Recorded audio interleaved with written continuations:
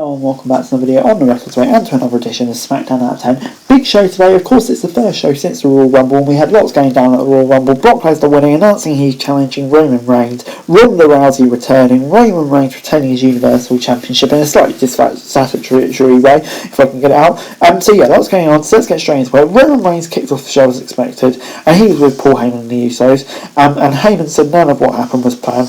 He said that he genuinely made a mistake by not trusting the tribal chief, and he deserved the attack by Roman. Heyman said he had no choice but to help Brock enter the title scene after Roman had to take a break due to catching coronavirus. He added that right before the WWE title match, Reigns offered him his position back, and in return he would have to betray Brock Lesnar. Paul took the offer, and once again he was on Roman's side. After Heyman was done, Goldberg's music hit and said he acknowledged Roman as his next victim. Goldberg challenged him to a match, and yeah, that was it. I mean, like, Goldberg coming back, I mean, I'm not sure about it. If it's his final match in his contract, I guess it makes sense. But yeah, I had no build, and I would have really loved to see the Rollins program continue. But, you know, the promo by Heyman was really good, as expected.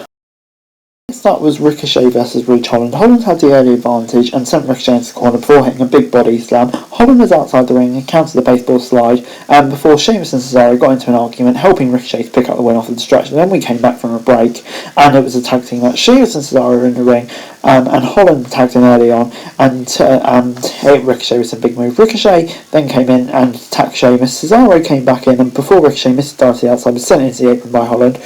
Ridge then tagged back in and hit a big move on Cesaro after Sheamus set him up for the win. Yeah, I'm going to give it a 5 out of 10. To be honest, it's just the same repetitive stuff every week. It's getting a bit boring now. Just move on with it, FFS. Next up was Jimmy Uso versus Eric. Uso kicked off the match on SmackDown and the former was in trouble early on. Jay came in with a distraction and Jimmy reversed the move. Ivar tried to take out Jay on the outside, but he was wiped out by Jimmy. He hit a super kick and a splash for a quick victory. I mean, yeah, this was pretty meaningless, but I'll give it 6 out of 10. It builds up to Usos versus Viking Raiders at the Chamber. You know, it was a waste of time, but you know, it was a decent enough match for what it was. Before we got Aaliyah versus Natalya. The match headed outside early on, and Aaliyah was sent into the barricades in the apron. Aaliyah managed to reverse out of an Irish whip and sent Natalya into the barricades before heading to the ring and picking up a count-out victory. I mean, yeah, this talk about getting tiresome, this is getting really tiresome now. It's just the same old stuff every week. I mean, like, we just do the same stuff for months and months and in WWE at the moment. Can't we just move on to something new? Yeah, really poor, 5 out of 10. Before Drew McIntyre was out next and said that the attack at day one, he almost missed the Royal Rumble. He said that he had a score to settle with Brock Lesnar, but now had his sights set on Corbin and Moss. Happy Corbin and Madcap Moss interrupted him, and Corbin tried to distract Drew more to try to blind him, but McIntyre raised his sword. Drew asked Moss to tell a joke and hit a claymore on him, basically. And yeah, decent enough to mark Drew's return. I mean, I'm sure it will lead into a feud. Hopefully we get something big with Drew at WrestleMania. But, you know, for what it was, is his first match back, it was fine. Sami Zayn was backstage and demanded his Intercontinental match before backstage on SmackDown. It was refused when Adam and Sonya offered to him next week. They decided on the week after before Natalya stormed in and set up a pinfall and submission only match with Aaliyah next week. Snore. And next up was Shinsuke Nakamura versus Jinder Mahal. Shinsuke was out next and Boo's guitar had no sound before Nakamura headed for a match with Jinder Mahal with Zayn on commentary. Mahal took control of the match early on before Nakamura came back with some big kicks. Shinsuke set up the King Shasha and picked up a swift win. Another pointless, meaningless, boring match. 5 out of 10. Backstage, Naomi demanded the match with Sonya Deville, but Adam and Sonya gave her a match with Charlotte for the women's title next week. We then learned that Drew and Madcap would go one-on-one at Elimination Chamber expected. Natalya wanted to threaten Aaliyah, but Xia Li came out and intimidated her as she worked off. Before we got New Day versus Los Cesares, Big E and Garza kicked off the match before Kofi was tagged in early and isolated Garza. Humberto came in with a near fall from Kofi, but Garza interrupted with a frog splash.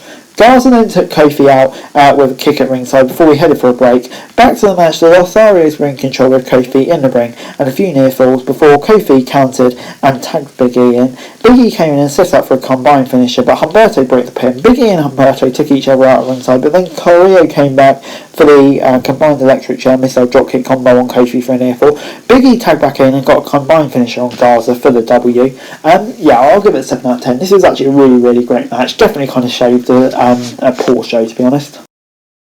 Charlotte was up next on SmackDown, and Sonya Deville announced that Ronda Rousey had chosen Becky Lynch as their opponent. Charlotte was not happy about the turn of events that meant she still needed a WrestleMania opponent. Charlotte picked Banks and said it will be the best and worst day of Banks' life. Ronda Rousey came out anyway and said that she owed Flair a kick-in before changing her to a WrestleMania match and doing everything we talked about until now, which was just weird. I didn't get that at all. Charlotte taunted Rousey and Ronda and was about to attack her before Sonya got in the way. Ronda caught Deville in the armbar before SmackDown went off the air. This was weird. I mean, I don't know where the whole Charlotte stuff came from. Yeah, this was an incredibly strange segment and very odd, but kind of what we all expected.